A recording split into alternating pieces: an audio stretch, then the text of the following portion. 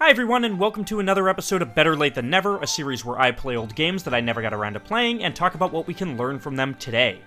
In the last episode on Skyrim, I mentioned that we were going to hit a little bit of a mini arc here about remakes and whatnot. While Skyrim Switch was more of a special edition in that conversation, today we're talking about a full-on remaster, Okami, or more specifically, Okami HD.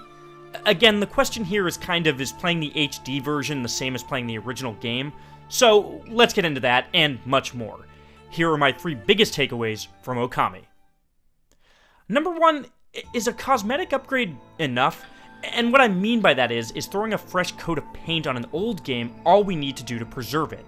We've talked a lot about preservation in this series, and the challenges it can present. Okami HD offers a pretty basic solution that developers have been gravitating towards in recent years. The graphics are brought up to speed, putting them more on par with today's games. As a result, Okami HD is a sharp and vibrant update of an already gorgeous game. But is that enough to make it a modern experience? In this case, the answer is mostly yes, but it's worth noting the moments where it isn't. In particular, the camera is sluggish and clunky, something symptomatic of games of this era. See my episode on Psychonauts for a recap on that. Something like this could have been tweaked for a new version, but instead it just sort of sticks out like a sore thumb. It's an outdated blemish on a game that looks pretty clean by comparison. So the fresh coat of paint is nice, but on some level it only kind of serves to emphasize the problems below its surface. And I've got more thoughts on this, but we'll be talking about this a lot in the next episode, so let's table it for now and get to my next takeaway, which is that. Number 2, games are modern mythology. I've heard this argument made about superheroes before, and I think it applies to games too. The idea is that characters like Batman basically serve as our culture's version of folklore. We get different stories about these fictional characters, which almost act like the legends of olden days. And now, this kind of sounds like a stretch at first, but older cultures had their own way of telling stories and passing those down. Comics, movies, and games are some of the ways in which we do the same thing today. And Okami made me think of it because of how much it plays out like an old legend. I mean, in fact, the protagonist is based off an ancient deity. But Okami has its own mythology built into it, following the story of a sun god who comes back to save the world from destruction. The game itself is almost episodic in nature, kind of telling 3 separate stories about Amateratsu's adventures.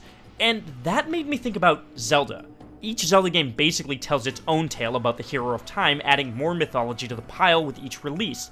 It's not that it's about building a cohesive narrative, but rather about adding more lore and mystique to its legendary hero.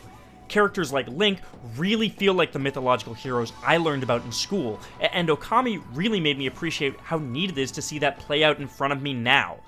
But speaking of Zelda, I want to touch on one last point here, which is that, number 3, the Zelda formula is a relic of the past. Okami very much follows in the Zelda series' footsteps mechanically. You go from dungeon to dungeon, grabbing new power-ups that give you access to new areas. Classic, right? But while I was playing it, I had an experience that I've never really had until this moment. I felt like I was playing a really outdated style of game. And maybe that has to do with Zelda Breath of the Wild, which seemingly recognized that and decided to modernize Zelda by putting it in a more open-world setting. We've talked a lot about trends, and in games that assimilate to popular styles of play to stay relevant. And when we talked about Mass Effect, I noticed how those mid-2000s hallmarks are exactly what kind of holds it back today. So we get stuck in this weird loop. Games adapt to trends to stay modern, but in turn date themselves. Genres get overflooded with mechanical copycats until they get stale. We saw it with Halo, we're starting to see it with Call of Duty, and we sure as hell will see it with PlayerUnknown's Battlegrounds down the line. So, Okami HD is a wonderful trip down memory lane, but it's also kind of a bittersweet one, getting reduced to a nostalgic hurrah as opposed to finding a new home in today's gaming landscape. Like I said, I've got much more to say here, but I'll try to tie that all together in the next episode. Until then, what do you think? Is an HD upgrade enough to keep games modern, or do they just kind of highlight more fundamental issues in old games? Let me know in the comments, and tune in next time when we go on the hunt for big ol' boys.